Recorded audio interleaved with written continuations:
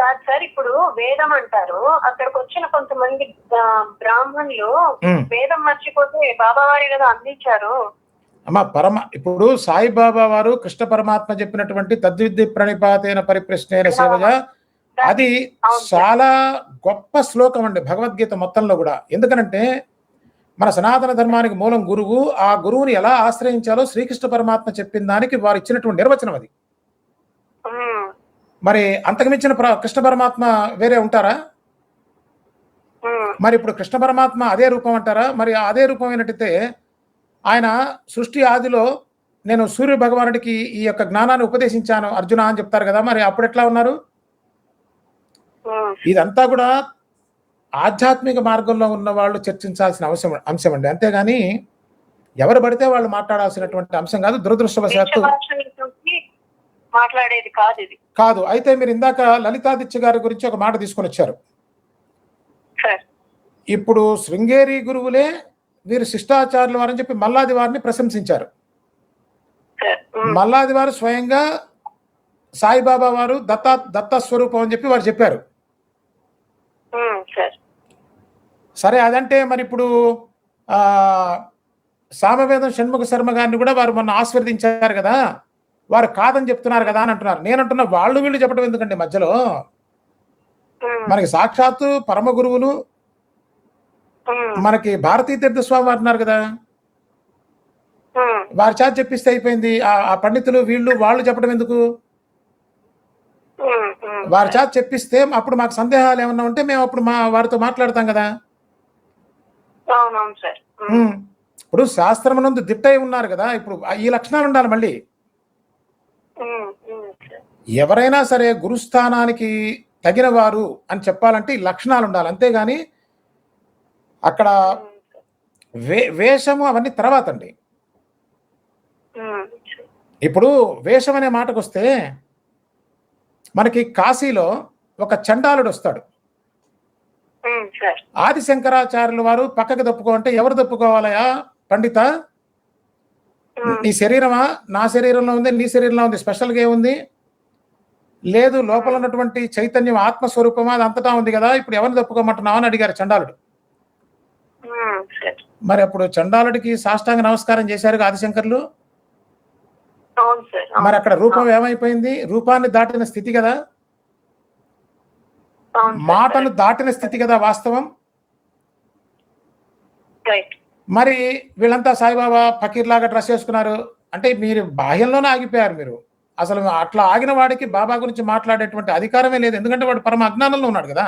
అంటే వీళ్ళు అల్లా అల్లా అన్నారు కాబట్టి మన ధర్మం కాదు అనేది మాట్లాడతారు, దానికి మీరేమంటారు? మంచి ప్రశ్న వేశారమ్మా.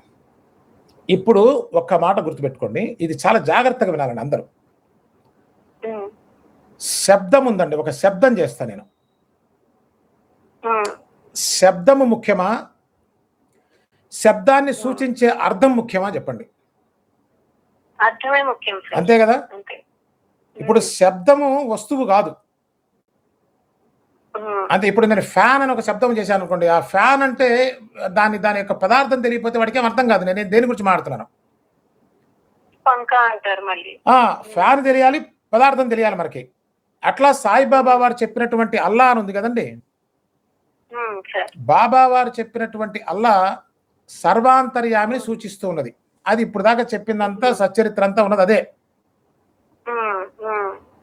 ఇప్పుడు ఈ సర్వాంతర్యామిత్వాన్ని ప్రతిపాదించేది ఒకే ఒక ధర్మం, అది సనాతన ధర్మం. ఈ సర్వాంతర్యామిత్వం అనేది ఏ ధర్మంలో లేదు. ఇక్కడ ఉంటే చెప్పండి ఎవరైనా సరే, అర్థమవుతుంది కదా.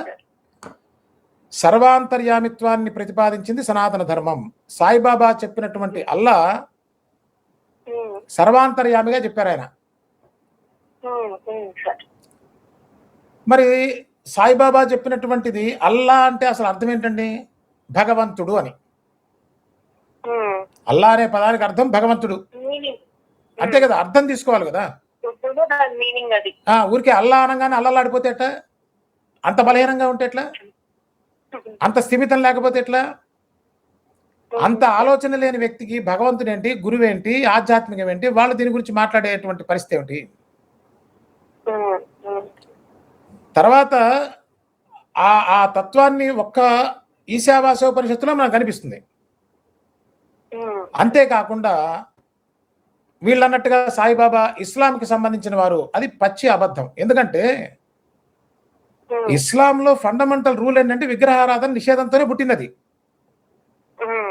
మరి విగ్రహాలను చేతికిచ్చి బోళ్ళ మంది పూజ చేసుకోమని చెప్పారు సాయిబాబా కదా.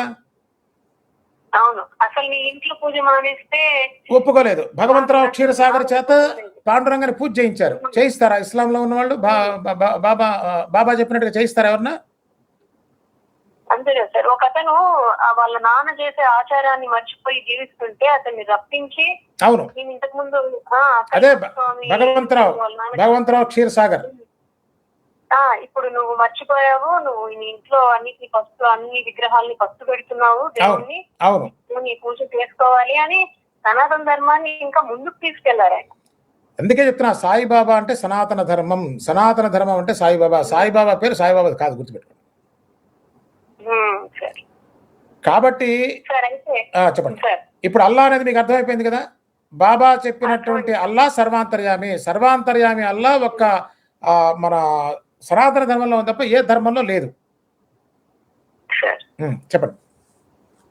అయితే అదే ఆ ఇంటర్వ్యూలోనే సాయిబాబా వారి గురు పరంపరని ప్రశ్నించినట్లుగా ఉంది. మీరు ఏం సమాధానం చెప్తారు? సాయిబాబా వారి అసలు గురువు అంటే వ్యక్తి అండి? గురువు అంటే ఎవరు? మనకి శాస్త్రమే ప్రమాణం దీనికి కూడా. తస్మాత్ శాస్త్ర ప్రమాణం. గురువు అంటే ఈశ్వరో గురురాత్మేతి. ఈశ్వరుడు అంటే ఈశ్వరుడు ఎందుకు గురువు అయ్యాడు? సర్వాంతర్యామి కాబట్టి. అర్థమవుతుంది? సర్వాంతర్యామి అంటే ఈశ్వరుడు. ఈశ్వరో గురువు. ఈశ్వరుడు, గురువు, ఆత్మ మూడు ఒకటే. అంటే సాయి సచ్చరిత్రలో వెంకుసాని ఏదో చెప్పారని అంత కష్టపడాల్సిన అవసరం ఒక్కటండి. గురువు చెప్పని దాని పట్ల మనం దాన్ని శోధించడం మహాపాపం, గుర్తుపెట్టుకోండి. మనకేం పని అండి ఆయన గురువుతో? మనకి పని సాయిబాబాతోనా ఆయన గురువుతోనా? అంటే వీళ్ళు అంటున్నారు కదా గురు పరంపర. వాళ్ళు ఏదో మాట్లాడుతారు. వాళ్ళకి అసలు ఏం పరంపర ఉంది? పంటమాట ఏమిటి పరంపర అంటే ఏమిటి? అది కాదు, ఒక్క నిమిషం. పరంపర అంటే ఏంటి చెప్పండి? పరంపర అంటే కేవలం ఇప్పుడు కొంతమంది ఉన్నారు, పీఠాలలో ఉన్న వాళ్ళే రాజకీయాల్లో ఇన్వాల్వ్ అయ్యారు. వాళ్ళని కొట్టడం, తిట్టడం, బాహాబాహా గుద్దుకోవటం, వాళ్ళు కేసులు వేస్తే పోయి క్షమాపణలు చెప్పుకోవటం, అది పీఠంలో ఉండేటువంటి అదేనా పరంపర? పరంపర అంటే అర్థం ఏంటంటేనండి, ఇప్పుడు పరంపర అంటే అర్థం ఏంటంటే పరంపర ఏమన్నారు మీరు? ఇంత పూర్వం జరిగిన వాటి గురించి మాట్లాడుతున్నారు. అవును, వాళ్ళ గురించి. వాళ్ళే ఇట్లా మా సాయిబాబా గురించి మాట్లాడేది అహంకారం చేత. ఇప్పుడు ఒక వస్త్రం వల్ల విలువ లేదండి, గుర్తుపెట్టుకోండి. అది ఒక గుర్తు. మనం జంజం వేసుకుంటాడు బ్రాహ్మడు, అదేమిటి గుర్తు. జంజం వేసినంత మాత్రం వేదం వస్తుందా? వేదాధ్యయనం చేయాలి కదా. జంజం వేసుకొని చేసేవని పనికి మాలిన పనులు అయితే వాడు బ్రాహ్మడు ఎట్ట అవుతాడండి? మీరు కులప్రసక్తి తీసుకొచ్చారు కాబట్టి నేను విషయం మీకు చెప్పాలి. అసలు నిజమైన బ్రాహ్మణుడు ఎవరు? మనుస్మృతి మనకు బాగా చెప్తుంది. తస్మాత్ శాస్త్ర ప్రమాణం. శాస్త్ర ప్రమాణంతో మాట్లాడుతున్నా నేను. మనుస్మృతి ఏం చెప్తుందంటే జన్మతః అందరూ శూద్రులే నాయన. ఎవరైతే బ్రహ్మనిష్టను కలిగి ఉంటారో వారు మాత్రమే బ్రాహ్మణుడు అని చెప్తున్నారు. ఇప్పుడు చెప్పండి, ఎవరు బ్రాహ్మణుడు, ఎవరు మ్లేచ్చుడు? సాయిబాబా నిందించేవాడు మ్లేచ్చుడు కదా. అదే చెప్తున్నాండి. ఒకసారి బాబా గారి గురు పరంపర చెప్పండి సార్ అంటున్నారు కదా, ఆ పరంపర చెప్తున్నా వినండి. పరంపర అంటే ఒక మనిషి నుంచి ఒకటి తీసుకునే వస్తువు కాదది.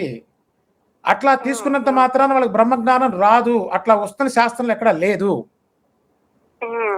ఇది ఒక ఆలోచన రహితంగా సమాజాన్ని తయారు చేయటం వల్ల ఈ ప్రాబ్లం వస్తున్నది. పరంపర అంటే ఏంటంటే ఇప్పుడు భగవాన్ రమణ మహర్షి గారు అన్నారు, వారి పరంపర ఏంటి? గురువు శరీరంతోనే ఉండాల్సిన పని లేదు అని అంటారు. బాబా వారిది ఏ పరంపర అంటే జ్ఞానం పరంపర అండి. గుర్తుపెట్టుకోండి, ఈ భూమి మీద వచ్చేటువంటి గురుతత్వాలు, జ్ఞానంతో వచ్చేవన్నీ కూడా దత్తాత్రేయ స్వామి యొక్క పరంపర. ఎందుకనంటే దత్తాత్రేయ స్వామిలో పూర్తి నైష్టికము ఉంది, పూర్తి అవధూత లక్షణము ఉంది. అది ఒక్క దత్తాత్రేయ స్వామి వారిలో. అందుకోసమే ఆయన పూర్ణ గురువు అని చెప్తారు.